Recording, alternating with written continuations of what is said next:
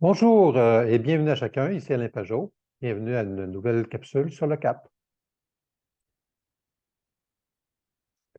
Dans la série sur Chercher, trouver et garder le cap, nous voulons aujourd'hui regarder l'appropriation affective en particulier. On veut rentrer dans chacune de façon plus compréhensive et pour avoir trouvé des moyens de pouvoir mieux l'intégrer dans notre vie. Alors aujourd'hui, on va regarder davantage l'appropriation affective. Mais avant, je fais un sommaire de nos trois grands blocs du CAP, qui sont le cadre de l'appropriation et la pratique. Comme j'ai mentionné déjà, euh, cette idée est venue de M. Nir Eyal dans une présentation sur la pratique, qui est celle-ci, essentiellement, que j'ai mis. C'est vraiment le schéma que lui-même proposait dans l'esprit to be indestructible, pour devenir sans distraction dans notre action. Et c'est là que j'ai réfléchi à avoir, OK, on veut avoir l'action, mais on veut avoir l'attraction, puis on veut avoir euh, notre traction, puis une saine attraction, comme j'ai présenté dans d'autres capsules. Donc, lui, au niveau de la pratique, ça se fait par l'action et c'est valable quand c'est notre traction personnelle, notre choix, notre vision, notre appel qui l'amène. Et puis, on a toujours la possibilité de pouvoir tomber soit dans la distraction ou soit dans l'attraction. Puis la distraction va avoir des déclencheurs internes et des déclencheurs externes. Alors, j'encourage les gens intéressés à chercher ça sur le web, Nir Eyal, To be Indestructible, qui vont pouvoir donner aussi en anglais des éléments intéressants sur la pratique. Mais, puis on a évidemment l'appropriation, comme on a vu. L'appropriation, c'est mon être, mon je. On a un personnage, puis dans son ombrage, il y a le super-héros avec sa cape. Ben, non pas qu'on veut être des super-héros sur la société, mais on veut être le héros de notre vie, c'est-à-dire d'être pleinement nous-mêmes. Et puis, ça, c'est notre cœur qui va pouvoir le déterminer. On est entre notre cœur et notre psyché, notre intelligence, notre façon de sentir et de pouvoir agir. Et on veut qu'il y ait une saine attraction versus une mauvaise diversion. Aujourd'hui, on va le regarder de façon plus détaillée. Et puis, évidemment, le cadre qui est présenté un peu différent. On a définitivement le sol, c'est le fondement sur lequel on va être. On a de la lumière pour sortir des ténèbres. On a un équilibre des choses. Et puis, on veut avoir de sains fondements, quelque chose qui va nous inspirer, qui va nous donner soutien et protection. Mais on veut éviter les fausses croyances, les mauvaises influences, les dominations, contraintes imposées qui peuvent venir du cadre. Et encore une fois, le cadre qui va adresser le spirituel, qui peut être dans le familial et le communautaire, le sociétal, le culturel, l'environnement et les systèmes de ce monde qui nous offrent des choses et qui ont des désavantages qui vont adresser nos conditions de vie. Mais aujourd'hui, nous nous concentrons sur l'appropriation. Mon appropriation. Alors, on se rappelle un modèle de l'être. On parle de ce l'être, de ce que je suis. J'ai un corps, j'ai un psyché, puis j'ai un cœur profond. Bon, il y a plusieurs modèles, il y a plusieurs personnes qui vont garder un modèle à deux volets, donc le corps et l'âme. Je ne suis pas nécessairement ici pour débattre. On peut peut-être être capable de lire les choses, même si quelqu'un a un modèle à deux niveaux. Mais ce qui est intéressant avec le modèle à trois, c'est de faire ressortir dans le cœur profond la dimension spirituelle. Évidemment, ça inclut la question de l'immatériel. Évidemment, je pense que c'est Frédéric Lenoir qui proposait qu'il y a le deux tiers des gens sur la planète qui croient qu'il y a une dimension immatérielle. Donc, il y a un tiers des personnes qui n'y croient pas. Donc, les gens qui n'y croient pas, ils vont être dans la dimension à deux parties, le corps et la psyché. Mais s'il y a deux tiers des gens de la planète qui y croient, ça vaut la peine de le considérer. Je pense que même les gens qui considèrent deux volets vont donner une valeur au cœur comme la partie la plus essentielle de nos convictions. Mais moi, j'aime bien le séparer en trois comme ça. Et c'est le point de vue que je propose ici. Donc, le corps, c'est là que sont nos cinq sens. Beaucoup d'approches disent, écoute, on a négligé, surtout dans le domaine spirituel, on a négligé la dimension du corps, se toucher, prendre conscience, la respiration.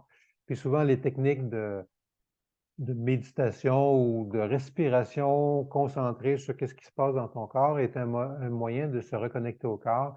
Et c'est une nécessité, je pense, qui est utile, que ce soit de prendre soin de notre alimentation, de notre sommeil, de notre exercice, de notre connexion à notre corps. Ça a été souvent des dimensions négligées, mais elles doivent être considérées. Évidemment, dans la mesure où on est capable de prendre de la place pour les deux autres volets.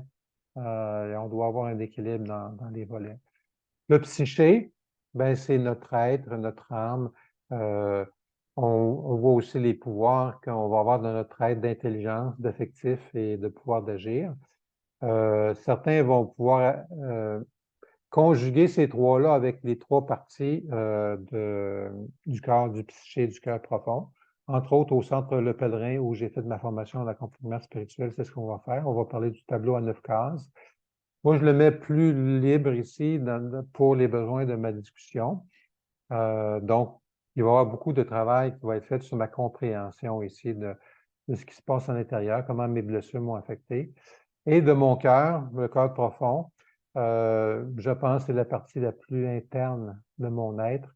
L'Évangile va parler d'un cœur nouveau, dans Ézéchiel en particulier, un cœur de chair que Paul va proposer, versus nous avions un cœur de pierre, pardon, qui est insensible et qui était fermé aux dimensions spirituelles. Alors, pour moi, il est important de ça. Mais ce que j'ai beaucoup aimé aussi, que j'ai tiré essentiellement de ma formation en accompagnement spirituel, c'est que dans le fond, il y a comme un triple but pour mon appropriation. C'est mon je. Je dois arriver à trouver un je qui est libre, qui est aussi guéri, qui est libre d'être, d'être découvert, d'être conscient de ce que je suis, mais aussi d'être guéri avec ce qui l'a mal influencé. J'ai besoin donc d'avoir ce jeu-là, puis de mettre une importance sur le jeu. J'ai besoin de la mission. Je suis appelé. Chaque individu est appelé. Il y a eu une conception, comme on dit, un design à la naissance avec ce qu'il est. Et il a avantage à redécouvrir à partir de ses dons ce qu'il est, sa mission. Et éventuellement, une communion à Dieu. Nous venons de Dieu et nous retournons à Dieu, ce qui est évident pour le croyant, moins pour les autres. Mais on veut développer cette communion-là. Celui qui ne le fait pas avec Dieu, il va pouvoir peut-être le considérer avec le transcendant, avec la nature, avec les autres. Et je pense que le volet de la communion a toute sa richesse, peu importe où on se situe. Ici, j'ai mis un petit tableau dans lequel le jeu, la mission et la communion, il y a deux cercles qui vont dans des directions différentes. C'est une proposition, évidemment, dans laquelle je pense que dans mon évolution quotidienne, je pars de mon je pratique quand même ma communion, et puis je viens vers la mission. Mais je pense que dans notre vie, sur le long terme, on va grandir avec un jeu, là c'est celle-ci, on va un peu dans l'autre sens, je grandis avec un jeu qui va de plus en plus solide, de plus en plus inspiré dans ma mission, enraciné dans ma mission, et éventuellement de plus en plus riche dans ma spiritualité, puis la dimension de communion, que je la vive avec Dieu ou que je sois capable de la vivre avec les autres. Les gens qui sont plus âgés, plus grande maturité, devraient, quand on a été aidé d'un processus ou de soutien, être de plus en plus mature dans cette capacité de communion avec les autres et avec Dieu. Évidemment, j'exclus pas la maladie, même des problèmes de mémoire qui peuvent arriver ou quoi que ce soit, mais un appel de pouvoir arriver vers une plus grande capacité spirituelle à cet égard, de notre être. Là, je vais rentrer dans une dimension un petit peu plus spirituelle. Qu'est-ce que le cadre va nous donner? Parce que même si on est dans l'appropriation, on reçoit des choses que le cadre, la perception extérieure va nous donner. Alors ici, je vais prendre 2 acétates pour revoir un petit peu la dimension de notre être dans certaines définitions bibliques qui peuvent nous aider, surtout quand on est un peu inconfortable avec la dimension de dois-je vraiment travailler à mon appropriation?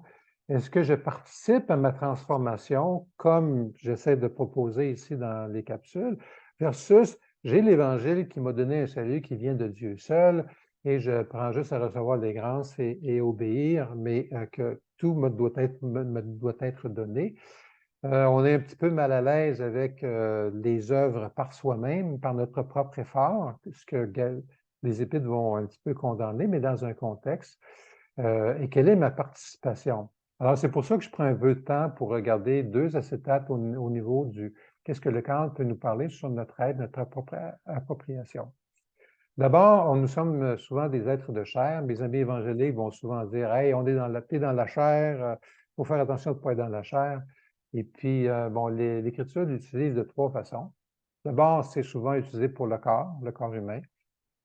Deuxièmement, c'est utilisé pour notre nature humaine. Jésus est venu dans la chair, dans une nature humaine, sur laquelle je veux souligner 2 choses par rapport à la nature humaine, que Jacques va dire au chapitre 3, verset 9, que tout humain est créé à l'image de Dieu.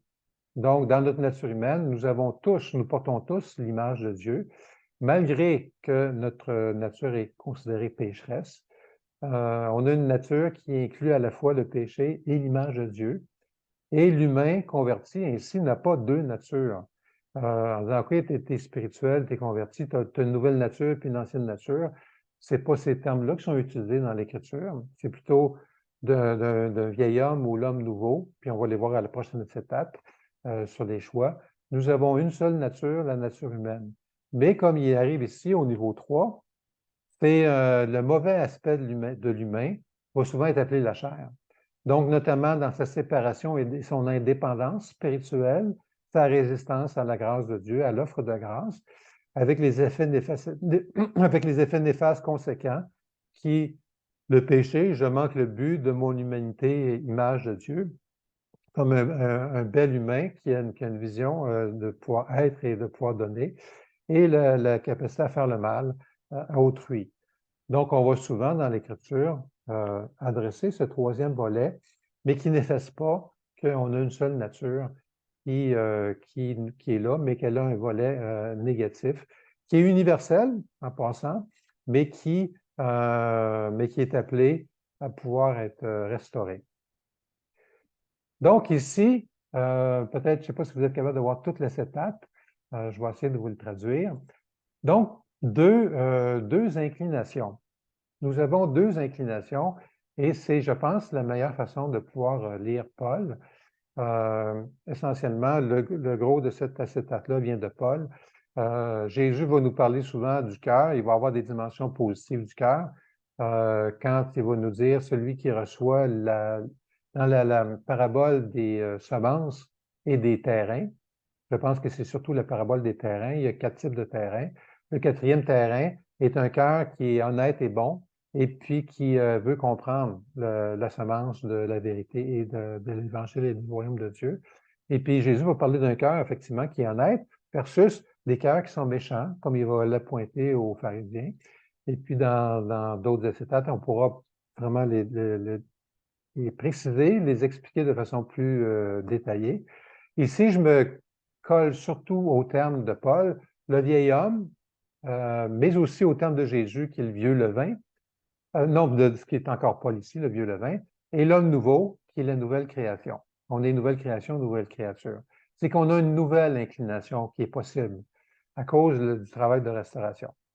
Alors, on est encore dans l'appropriation et on va prendre le temps de regarder sur 5 volets.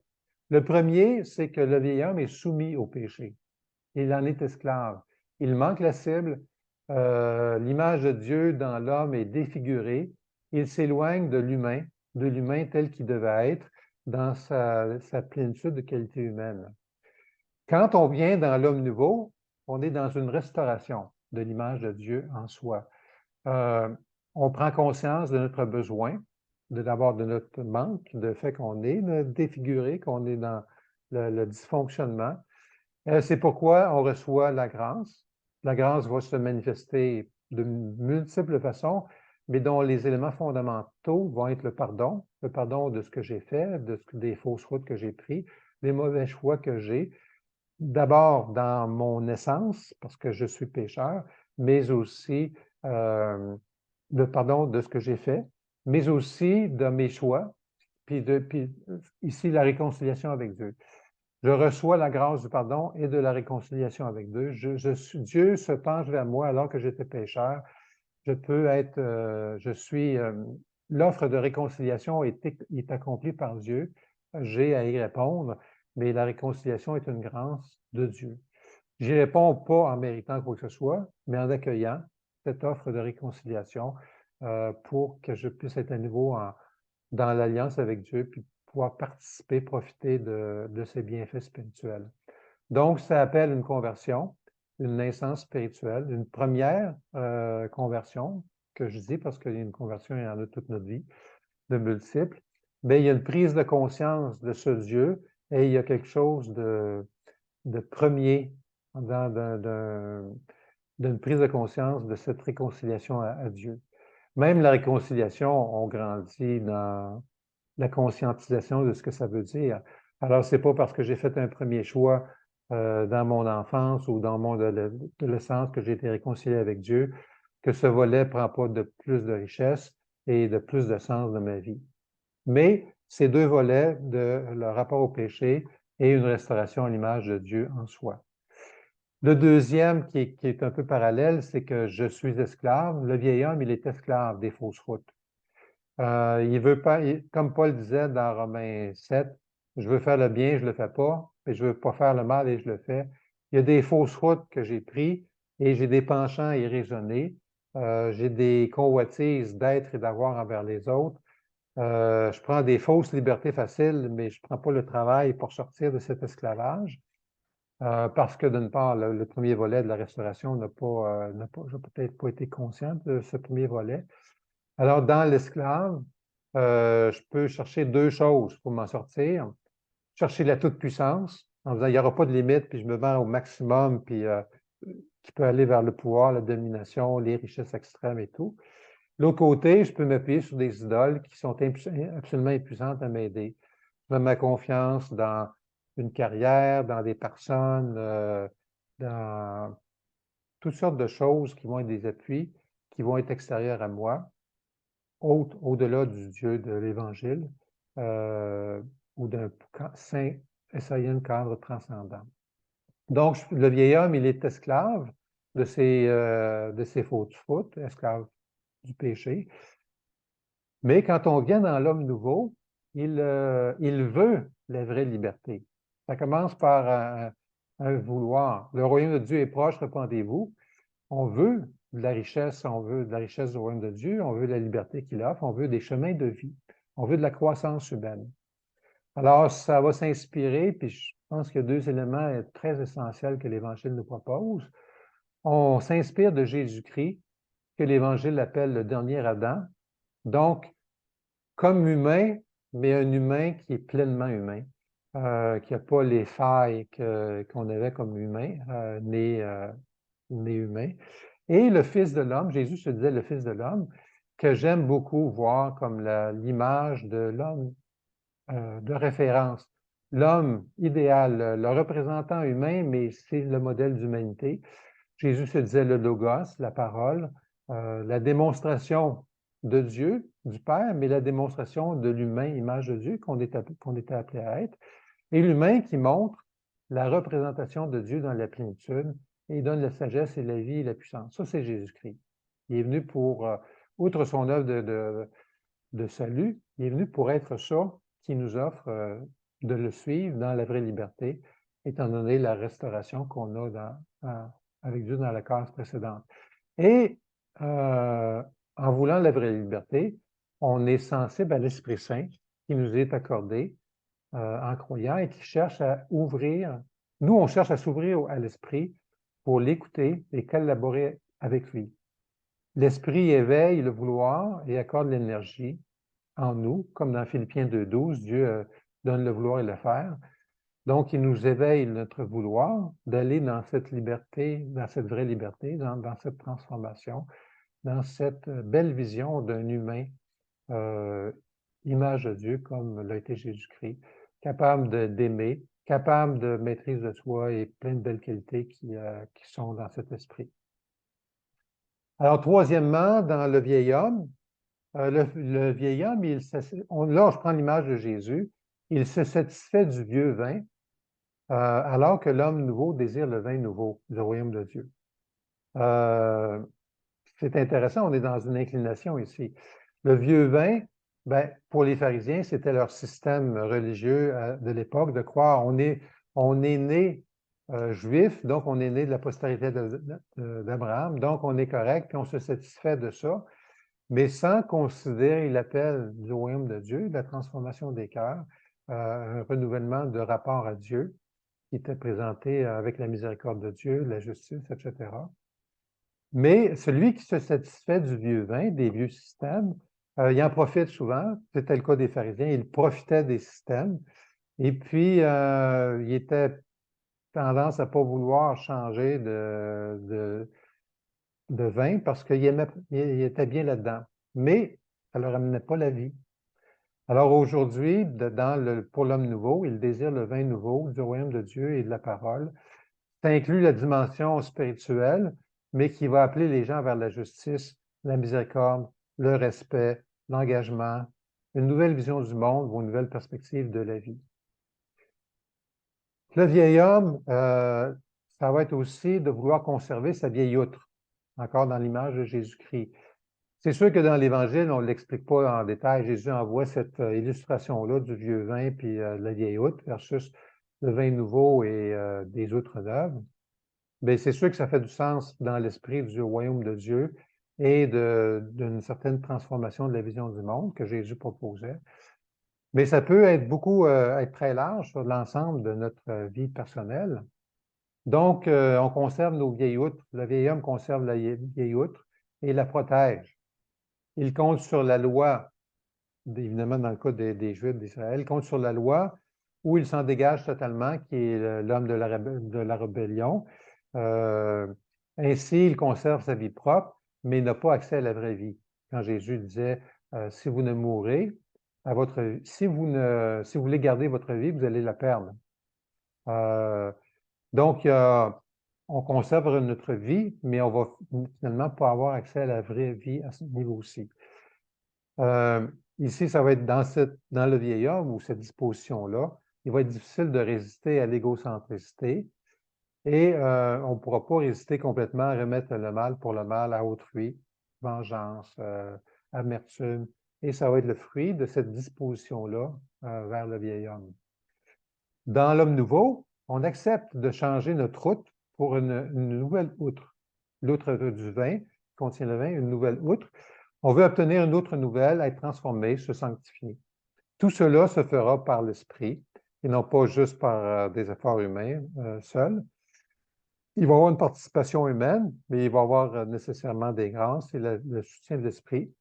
Ainsi, on perd sa vie propre, mais on retrouve la vraie vie. C'est là probablement que le chemin de Jésus, quand il disait facile et large est le chemin qui mène à la perdition du vieil homme qui nous amène à la destruction de nos vies, puis à s'éloigner de notre saine humanité. Étroit et difficile le chemin qu'on doit prendre, le chemin qui amène à la vie, et ça va être celui d'accepter ce changement-là de nos outres pour vivre du vin nouveau. Paul va dire, on se dépouille du vieil homme et de ses convoitises qui mènent à la corruption. Pierre dit la même chose. On va avoir revêtu, comme Paul, ayez revêtu l'homme nouveau qui se renouvelle dans la connaissance, évidemment la connaissance de l'Évangile, de Jésus-Christ, de l'aide de l'Esprit, de la parole, selon l'image de celui qui l'a créé, qui a créé cet homme nouveau, qui est Dieu, capable de remettre le bien face au mal subi. Comment on peut arriver à pouvoir obéir au sermon sur la montagne, qui est tellement exigeant pour le vieil homme, qui va dire, ben écoute, tu vas aimer ton ennemi, tu ne vas pas remettre le mal subi. Ben, c'est dans cette dimension-là d'accepter l'autre neuve, puis ce processus de transformation, qui est un processus qui prend la vie, puis on n'y arrive pas entièrement. C'est pour ça qu'on est content que Dieu ait fait la pleine réconciliation avec nous.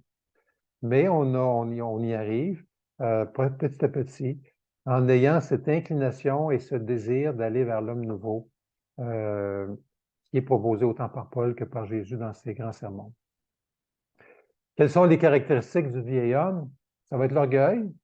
L'orgueil étant d'abord, je suis plus que les autres et je n'ai pas besoin de rien, je n'ai pas besoin d'aide. Ça va être des éléments fondamentaux de l'orgueil. La fermeture aux offres d'aide et de grâce. Et ça va tourner du côté plus négatif de méchanceté du cœur qui va influencer nos actes. Et l'homme nouveau, ça va être la caractéristique de honnêteté du cœur. C'est ce que Jésus va dire dans la bonne terre. C'est celui qui a un cœur honnête. Tu es capable de voir ton mal, de voir ta maladie, de voir tes échecs, tes manques, et de pouvoir l'accueillir sans le nier. Ça va être l'humilité qu'on voit dans les béatitudes. L'humilité qu'on rappelle qui n'est pas le rabaissement de moi-même. Je n'ai pas besoin de m'abaisser pour être humble. J'ai juste besoin d'accueillir ce que je suis, tout simplement.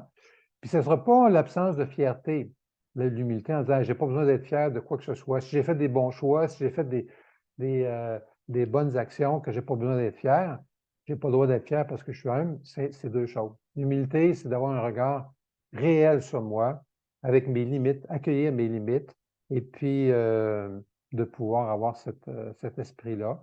La pauvreté d'esprit, la pauvreté du cœur, je suis capable de voir ce que je suis et d'accueillir mes pauvretés et de pouvoir avoir une réconciliation avec ma pauvreté. Ça, c'est l'humilité. Je vais avoir un cœur nouveau qui va avoir compassion, empathie, amour à vouloir le bien de l'autre, jusqu'à l'amour de vouloir le bien de l'ennemi. Même si je n'ai pas à endurer ces menaces et ces mauvaises choses. Alors ici, j'essaie de présenter une dimension du cadre que l'Évangile nous propose, mais que je veux harmoniser avec notre appropriation de l'être.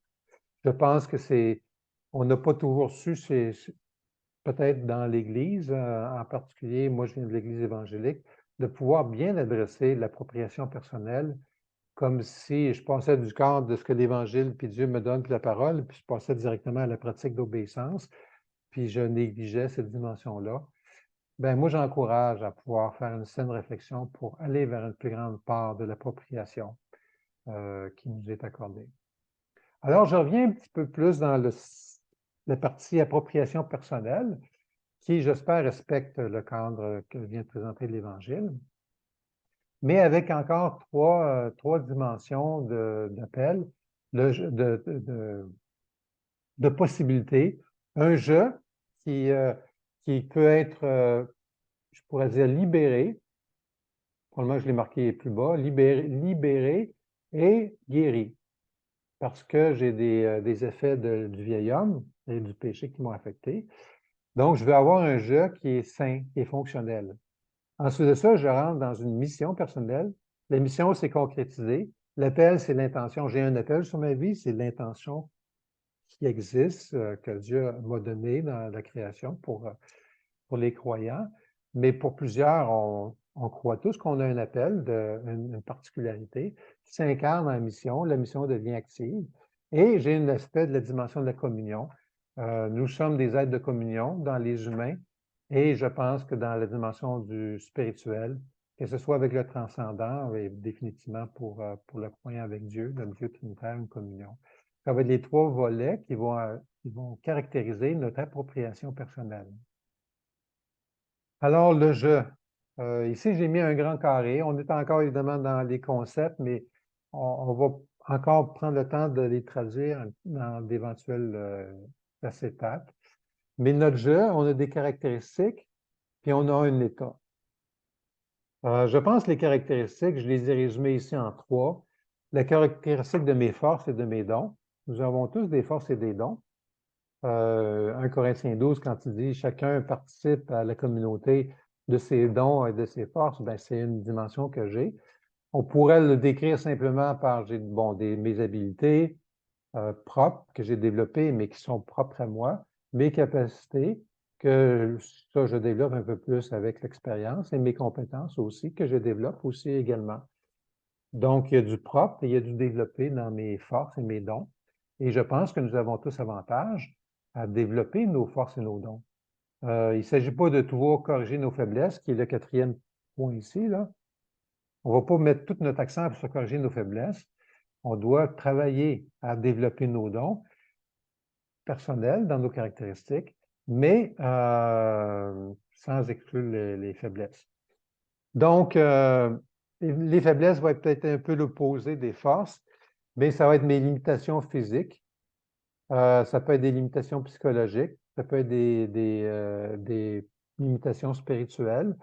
On n'est pas tous pareils, on a des faiblesses. Et puis, c'est un peu un cadre, une dimension propre à nous. Ça peut venir d'obstacles internes aussi qui ont été subis. On a, on a subi des traumas. Les traumas, c'est les expériences négatives qui nous ont impactés. Et on a des traumatismes qui sont les effets qui ont été incrustés dans mon être, dans mon subconscient, etc., qui m'ont amené à choisir de façon à survivre, mais souvent dans des façons qui n'étaient pas les meilleures pour moi. Donc, j'ai des blessures, puis j'ai des schémas inadaptés. Je peux devenir hyper gêné. J'ai pu être une personne hyper gênée, timide, pas capable de pouvoir bien m'affirmer dans ce monde, être assertif, difficulté à m'exprimer, ou des fois, dans le côté contraire, prendre toute la place, vouloir toute la place, devenir quelqu'un qui domine les autres, puis qui est inconsidéré pour les autres. Ça, c'est 2 volets des schémas. Il y en a plusieurs qui sont proposés, qui vont faire partie de nos faiblesses, qui sont nos caractéristiques. Mais je trouve qu'il est important d'ajouter les 2 autres ici, les aspirations et les besoins. Dans nos caractéristiques, on a des forces et des faiblesses, mais il y a quelque chose qui nous caractérise dans nos aspirations. Je veux, j'aime, je ne veux pas perdre. C'est une dimension de nos êtres qui a toute sa place et que Dieu utilise pour nous amener éventuellement dans notre mission et dans notre rapport aux autres du don de soi. Et c'est un moteur qui va nous amener ici notre élan de vie. C'est mes aspirations. Si j'aspire à rien, je suis presque dans l'état de mort. Alors, est-ce que j'espère à des choses de plus haut niveau ou de moins haut niveau? Par exemple, si j'aspire à avoir beaucoup de matériel, avoir beaucoup d'argent, beaucoup de richesse, ben, c'est un niveau de condition de vie, mais c'est pas ça qui amène le vrai bonheur. J'en ai besoin, je dois aspirer à un certain domaine, mais ça ne doit pas être le seul domaine. L'aspiration à être ce que je suis, à avoir une contribution dans ce monde, à savoir que je peux faire du progrès, c'est des éléments importants dans l'aspiration. Et j'ai des besoins. Les besoins, c'est un petit peu différent des aspirations. L'aspiration, j'ai parlé d'élan, mais c'est un petit peu aussi les désirs. Les désirs, mes désirs profonds. Désir d'être vu, désir de contribuer. Ça fait partie de toutes des aspirations. Et les besoins, ben, c'est des éléments plus fondamentaux qui risquent d'être à peu près communs à tout le monde. Pas toujours dans les mêmes doses, mais ils vont être communs. J'ai besoin d'amour, j'ai besoin d'aimer, d'être aimé. J'ai besoin de sécurité. Quand tu es dans une situation de guerre, comme on voit en Ukraine, le fait que, par exemple, puis je ne veux pas blanchir puis mettre un portrait trop blanc, mais quand, mettons, le gouvernement prend des mesures pour essayer d'être actif, d'amener une certaine sécurité parce qu'il y a un mouvement, ça contribue à la sécurité, même si on ne sait pas tout ce qui se passe derrière le réel de tout ça. J'ai besoin de sécurité et ce que je fais va être utile à ça. J'ai besoin d'une identification, j'ai besoin de me différencier. Il y a plein de choses qui vont être dans le besoin fondamentaux et je dois m'en occuper. Je ne fais pas que le remettre à Dieu pour les croyants ou le remettre au gouvernement, à la société, à tout pour d'autres. J'ai besoin de m'en occuper des besoins. D'ailleurs, si on est appelé à la prière, c'est parce qu'on va remettre nos besoins. On va demander pour nos besoins. On va y travailler jusqu'à un certain point. Ce ne sera pas la seule chose, comme on va voir dans la mission, mais ça va en faire partie. Donc, ces 4 éléments-là qui, je pense, sont fondamentaux, notre force, nos faiblesses, nos aspirations et nos besoins vont nous caractériser. Et on va utiliser ça pour notre appropriation de notre être. Ici, dans la deuxième colonne de mon jeu, dans quel état je suis? Est-ce que je suis positif dans mon énergie ou dans mon état ou je suis négatif? Évidemment, on n'est jamais totalement dans le positif. Peut-être il y a des gens qui n'ont jamais vécu de burn-out ou de dépression. Et puis, écoute, je m'en réjouis pour vous, c'est fantastique. Beaucoup ont vécu des temps difficiles, des états émotionnels très difficiles. Et puis, mon état, des fois, il est pas bon. Alors, comment je le définis? Ben, c'est par ma santé globale, autant dans mon élan de vie, dans mon sentiment de liberté. Est-ce que je suis contraint ou dans la liberté? Jésus nous a appelés à la liberté, et non pas à vivre dans la contrainte. Un élément intéressant là-dessus, c'est comment tous les influences des gens qui sont venus influencer l'Église de Galate, l'Église de Corinthe ou l'Église de Colosse, il y a toujours des facteurs intérieurs qui venaient pour dominer, amener leur point de vue, attirer la présence des personnes, puis leur faire perdre leur liberté. Et ça fait partie de la santé globale de pouvoir rentrer dans la liberté.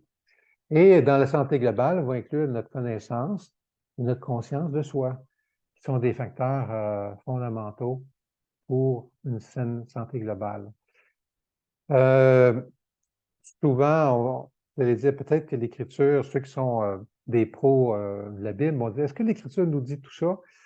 Bien, écoutez, on est obligé de faire confiance, d'observer les besoins humains d'aujourd'hui. Puis je pense que le côté pastoral va jouer énormément, de dire, OK, qu'est-ce qui marche dans nos façons de faire, puis qu'est-ce qui ne porte pas fruit? La dimension pastorale va être sensible à ça. Là, on a pris la relation d'aide, mais souvent dans nos églises, on a vu la relation d'aide comme quasiment une punition. C'était vraiment des cas d'exception qui avaient besoin de relation d'aide, mais l'ensemble des gens n'avaient pas besoin, il y avait l'Écriture, il était correct. Bien, par observation de ma propre vie, de mes propres combats, des temps d'anxiété m'ont amené à voir, écoute, l'état de fameuse paix, joie et douceur n'était pas toujours si présent que ça. Et j'ai été obligé de regarder ces dimensions-là qui m'amènent à pouvoir les proposer aujourd'hui. Donc, dans mon état d'être, donc j'ai ma santé globale, j'ai ma dimension du cœur. Puis moi, je suis une personne qui croit à la dimension spirituelle. Ça va être essentiellement le fond de mes convictions, de mes valeurs. Puis je pense que beaucoup de gens qui sont dans l'humanisme, SAIN, le sain humanisme, vont mettre l'importance sur les convictions et les valeurs et que celles-ci nous dirigent. Comme quelqu'un avait dit, qui est plutôt dans le champ de l'athéisme, il dit, écoute, nos valeurs qu'on a, ils viennent du christianisme. Donc, ils viennent de quelque part. On ne les réinvente pas, des nouvelles valeurs d'aimer, d'amour, de respect, d'engagement, de courage. Il y en avait qui étaient proposés par les philosophes grecs, des valeurs. Mais ça fait partie, je pense, pour moi, de la dimension du cœur. Et comme j'ai mentionné plus loin, l'humilité et l'honnêteté du cœur, qui est un élément essentiel de l'Évangile. Et puis, dans notre état d'être, on va viser un état de maturité. Je peux être mature dans mes forces, je peux être mature dans mes faiblesses, je peux être mature dans mes aspirations ou dans la prise en charge de mes besoins, et je peux être immature dans ces 4 aspects-là de mes caractéristiques. Donc, dans mon état d'être, je vais viser, on peut le définir, la maturité, le caractère, un meilleur caractère qui est plus intégré, qui est plus cohérent avec mes valeurs. J'ai le désir d'apprendre. Ça fait partie de ma maturité. Si j'étouffe ma dimension d'apprendre parce que j'ai peur de ne pas être capable, parce que j'ai été affecté dans mes faiblesses, que je ne peux pas apprendre, c'est un état qui, je ne suis pas encore à mon meilleur de maturité. On n'a pas tous la même soif d'apprendre, mais on a tous un peu de soif. L'important, c'est de se mettre en mouvement, d'apprendre des choses. La maîtrise de soi, ben écoute, ce n'est pas tous les événements extérieurs qui me contrôlent. J'ai appris, ou je suis dans l'apprentissage, bien sûr, à pouvoir être moins réactionnaire, être plus calme. Pour le croyant, arrêtez, sachez que je suis Dieu, ben, c'est de la maîtrise de soi dans des circonstances difficiles, en disant, OK, je peux me reposer, j'ai des convictions spirituelles, j'ai la foi en Dieu, j'ai la foi dans différentes choses qui vont m'aider, qui m'aident dans la maîtrise de soi. Et j'ai la persévérance et la patience. Je suis capable de persévérer quand les obstacles se maintiennent dans ma vie. Quand les épreuves sont longues, j'apprends la patience. Ce qui va m'amener vers des fruits qui vont être plus importants, qui vont être globaux, la paix et la joie.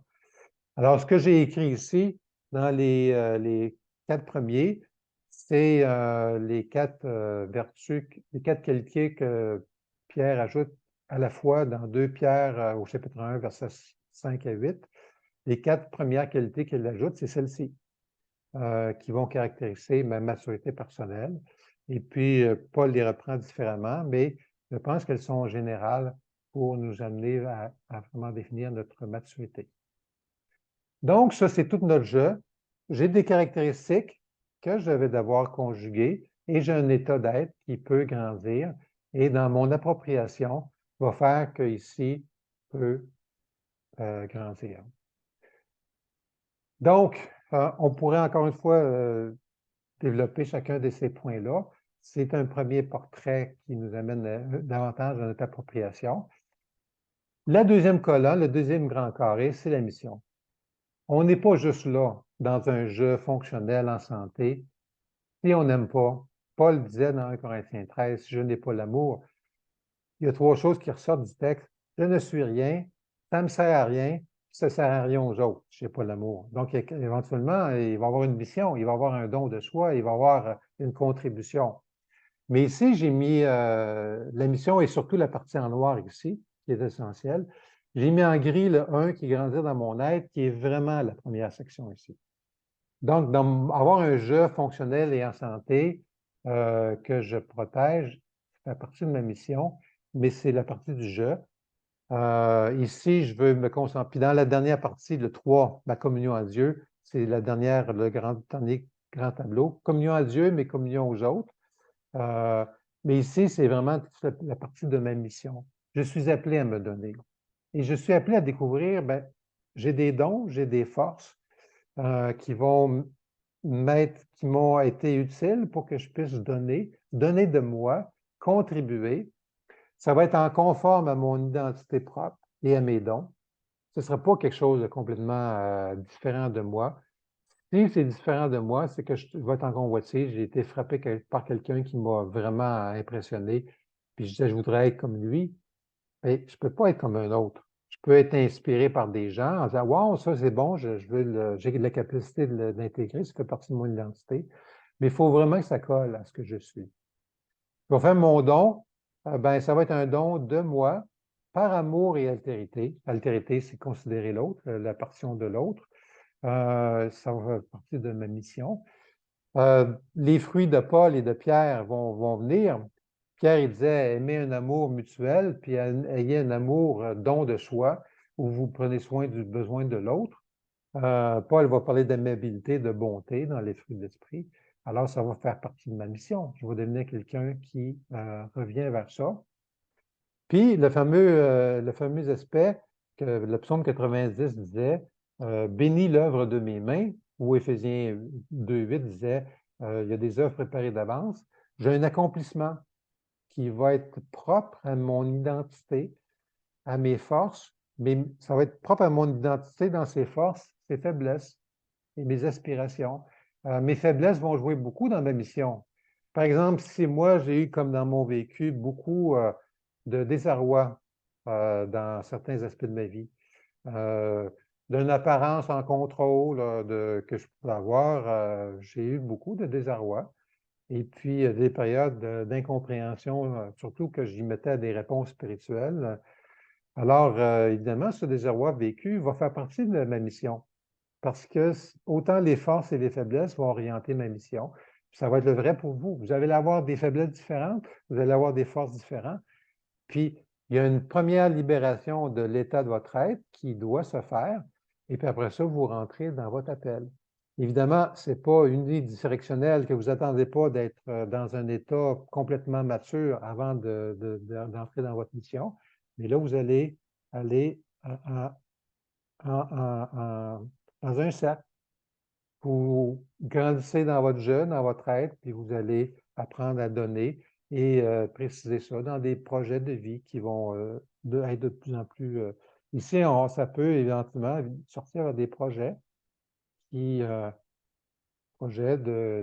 puis de contribution à la société, aux communautés, aux familles, aux individus dans lesquels il y a un don de vous. Et le troisième, qui est la communion, qui fait quand même partie de notre mission, mais que je distingue ici pour qu'il y ait le jeu, la mission et la communion. Bien, j'ai pensé d'abord à la communion à Dieu en tant que croyant, parce que je pense qu'à l'ultime, c'est ce qui est utile dans le processus, parce que ça va contribuer ici. Définitivement que la communion contribue dans notre processus ici, notre cercle. Mais je ne veux pas exclure le non-croyant du processus parce qu'il y a sa place. Il va y avoir des fois communion avec la nature, communion avec l'histoire, communion avec le sens, avec différentes affaires. Moi, je pense que, là, je prêche pour mon clocher, mais je pense que si on arrive à avoir la meilleure représentation de Dieu, c'est ça qui peut être le plus efficace. Je crois que nous sommes créés. Il n'y a rien qui explique encore aujourd'hui comment la vie est arrivée, comment les acides aminés qu'on a pu reconstituer ont réussi à faire des protéines, arriver à faire des cellules, puis à organiser ces cellules-là de milliards de façons hyper complexes et d'une structuration aussi grande. Moi, je pense que si on est prêt simplement à accepter l'idée, ça fait beaucoup plus de sens qu'il faut qu'il y ait eu une force intelligente pour nous amener. Et évidemment, je crois à l'Évangile. Je crois qu'il y a un Dieu, mais je ne veux pas exclure souvent ce que les sciences humaines ont apporté sur la nécessité du développement du jeu et puis de la motivation pour notre mission. Mais nous venons à Dieu et je crois que nous allons retourner à Dieu, puis la communion avec Dieu, avec le spirituel, avec l'intention, peut être enrichissante. Mais communion inclut communion avec les autres et la communion avec Dieu. Je commence quand même avec la communion avec Dieu ici, que je mets 3 grands volets. La conscience que Dieu existe. J'y crois, j'ai moins peur, parce qu'il y a souvent la peur.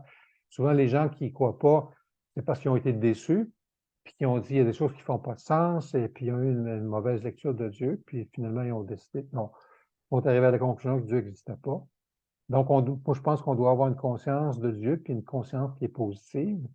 On doit vivre une certaine réconciliation qui va nous amener à une communion, écoute, partage de soi, puis aimer être aimé, puis la qualité de 2 Pierre 1, qui est la piété, l'attachement à Dieu, qu'on va pratiquer. Et puis, mais ça inclut aussi, et puis ça, peut-être ça peut surprendre certains, je ne suis pas appelé à me fondre en Dieu. Il y a certains versets, des fois, qui ont amené ce n'est plus moi qui vis, c'est Christ qui vit en moi, comme si moi j'étais complètement effacé, ou quand Jean-Baptiste disait il faut que je diminue et qu'il croisse. On a l'impression qu'on doit être fondu en Dieu, puis je pense que c'est une notion qui est contraire à celle de l'Évangile du Nouveau Testament. Je reste séparé comme personne et différencié. Je suis ce que je suis, Dieu est ce qu'il est. Puis évidemment, il y a des aspects négatifs qui m'ont amené ça, mais c'est dans une communion que je reviens, étant une personne séparée et différenciée, parce que je vois l'invitation de Dieu, je vois l'avantage, et je peux revenir dans une communion en tant que personne séparée, différenciée avec Dieu. Alors ça aussi, ça va être un volet qui va être explicité davantage, mais cette communion-là doit avoir un effet pour redevenir communion dans les relations humaines. Je pense que plus je grandis en communion, plus je suis capable de pouvoir être avec d'autres.